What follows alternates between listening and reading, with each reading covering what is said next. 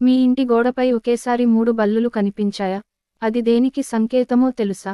ఇంట్లో బొద్దింకలు, ఈగలు, దోమలతో పాటు బల్లులు కూడా కనిపిస్తుంటాయి. గోడలపై అటూ ఇటూ తిరుగుతుంటాయి. వాటిని చూస్తే చాలా మందికి భయమేస్తుంది. ఒళ్ళు జలదరిస్తుంది. అందుకే బల్లి కనిపించిన వెంటే వాటిని తరిమేసేందుకు ప్రయత్నిస్తుంటారు.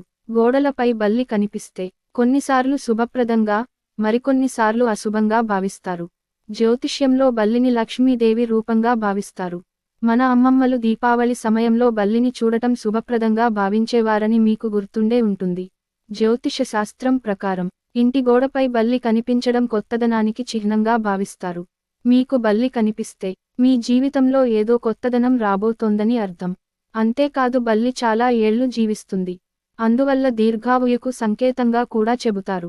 కొన్ని రాష్ట్రాలలో కొత్త ఇంటి వాస్తు పూజలో వెండి బల్లి విగ్రహాన్ని కూడా ఉంచుతారు.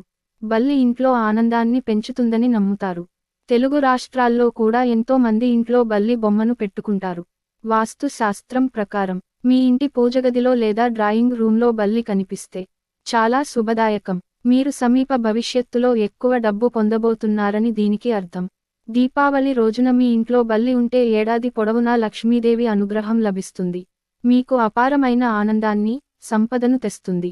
ఇంట్లో ఒకే చోట 3 బల్లులను చూడటం చాలా శుభప్రదమని విశ్వసిస్తారు. ఇంటి గోడలపై 3 బల్లులు ఒకేసారి కనిపిస్తే మీకు శుభవార్త అందవచ్చు. కొత్త ఇంట్లోకి ప్రవేశించగానే బల్లి కనిపిస్తే అది ఎంతో శుభప్రదంగా భావిస్తారు. బల్లి కనిపిస్తే పూర్వీకుల ఆశీస్సులు లభించినట్లేనని నమ్ముతారు.